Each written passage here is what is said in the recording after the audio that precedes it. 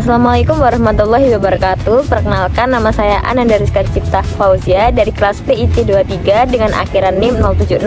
Di sini saya akan memaparkan hasil wawancara tradisi larung sesaji di Pantai Kenjeran, Surabaya. Di sini saya sudah bersama dengan Ibu siapa? Ibu Sulis. Ibu Sulis ini adalah sebagai narasumber pada wawancara kali ini. Sebelum itu, untuk alamat tinggalnya sendiri di mana dan kegiatan sehari-harinya apa gitu? Untuk tempat tinggalnya di Kejawan Lor, Gang 5B nomor 36. Di sini posisinya di warung. Kalau kegiatan sehari-harinya dia ibu rumah tangga, kalau sama jualan. Mungkin langsung saja ke pertanyaannya, Iya. Ibu. Apakah di Pantai Kenjeran ini terdapat tradisi larung sesaji untuk mensyukuri hasil tangkapan ikan? Ada. Lalu menurut Ibu sendiri, apa arti dari larung sesaji ini? Biasanya itu untuk mensyukuri kan biasanya dilakukan untuk satu suro.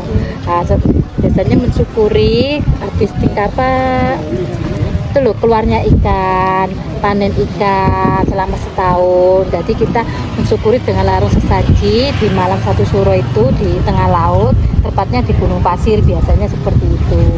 Soalnya kan kalau tradisinya kalau nggak dipetik, namanya kan petik laut, kalau nggak dikasih larungan, nggak dikasih saji, habis itu ikannya nggak keluar. Makanya mensyukuri ikan yang keluar itu kita gantiin dengan larung sesaji itu tadi.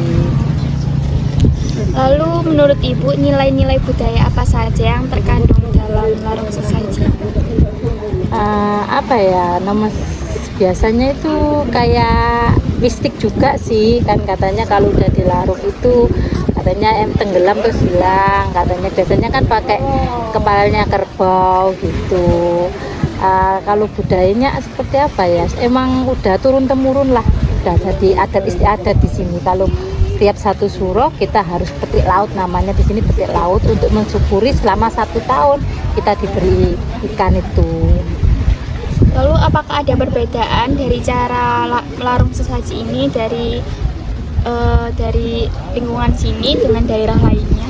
Kalau lingkungan sini kan terhitung lautnya agak tenang ya Mbak ya. Jadi kita biasanya itu pakai kapal, pakai perahu kecil-kecil berapa ke laut kita berlarung. Tapi kalau untuk yang ombaknya yang terlalu besar itu nggak bisa kita naik perahu. Biasanya diarak keliling pesisir gitu. Terus habis itu orangnya ke pantai turun tapi nggak naik perahu, langsung didorong gitu aja. Kalau untuk yang ombak-ombak besar ini kan berhubung ombaknya kecil di Pantai Kenjeran, jadi bisalah kita naik perahu langsung ke tengah. Kalau yang ombak besar nggak bisa kita naik perahu, biasanya didorong langsung dia ke laut sendiri sesajinya itu tadi. Izin bertanya Ibu, biasanya kan kalau acara larung sesaji itu ada urutan atau tahapan-tahapannya. Nah, dari awal tuh ngapain, terus dilanjutin sama kegiatan apa gitu? Kalau di sini biasanya itu diadakan rapat dulu untuk ketua-ketuanya. Untuk harinya sudah dipastikan biasanya satu surah saja.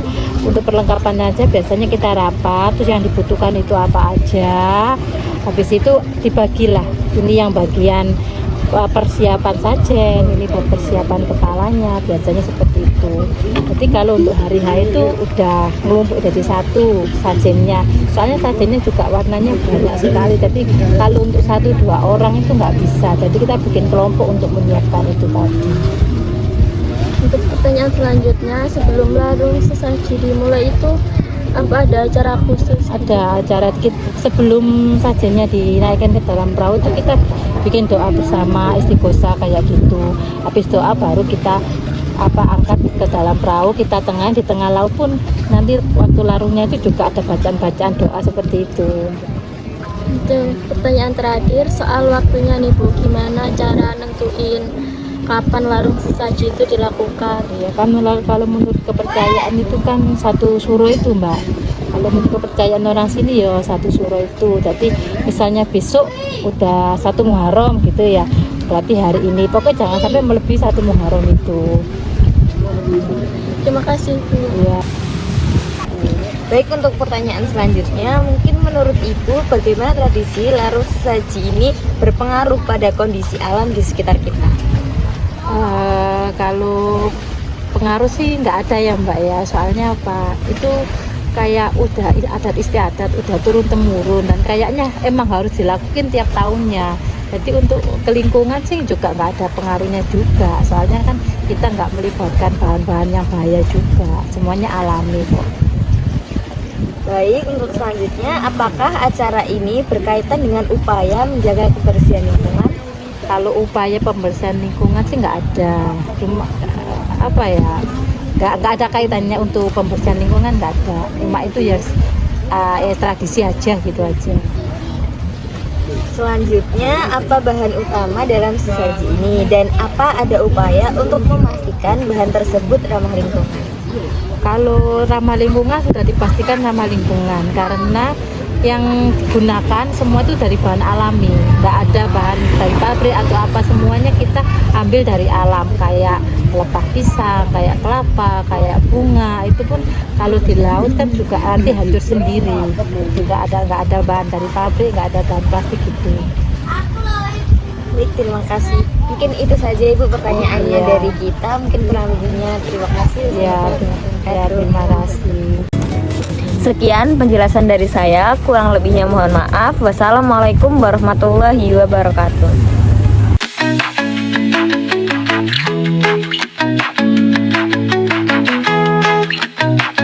Setelah mendengarkan penjelasan dari Ibu Sulis selaku narasumber pada wawancara kita terkait tradisi larung sesaji di Pantai Kenjeran Surabaya, dapat diketahui bahwa tradisi larung sesaji di Pantai Kenjeran Surabaya ini merupakan bentuk rasa syukur terhadap hasil yang melimpah dari alam, salah satunya dari laut berupa ikan.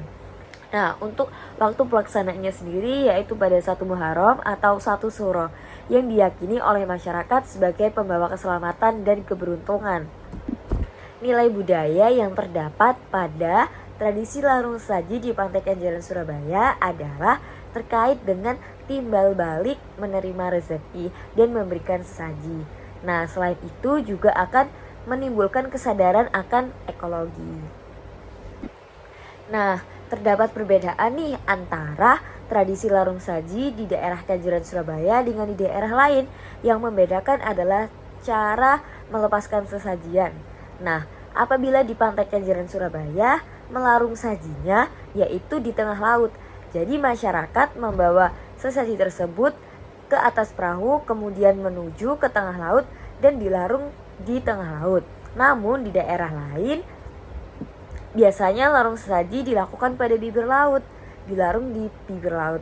Nah, hal tersebut dikarenakan perbedaannya ombak yang pada di daerah lain dan di Kenjeran. Nah, apabila di Pantai Kenjeran sendiri, ombaknya tergolong kecil sehingga memudahkan untuk melarung saji di tengah laut. Nah, apabila di daerah lain ombaknya besar, maka akan dilarung di bibir pantai atau di bibir laut. Selanjutnya adalah tahapan dari larung saji. Nah, larung saji ini memiliki tahapan. Salah satunya yaitu terdapat pertemuan atau rapat antara petuah-petuahnya untuk menentukan kapan larung saji ini dilaksanakan, yaitu 1 Muharram tadi. Tahapan dilakukan larung sesaji.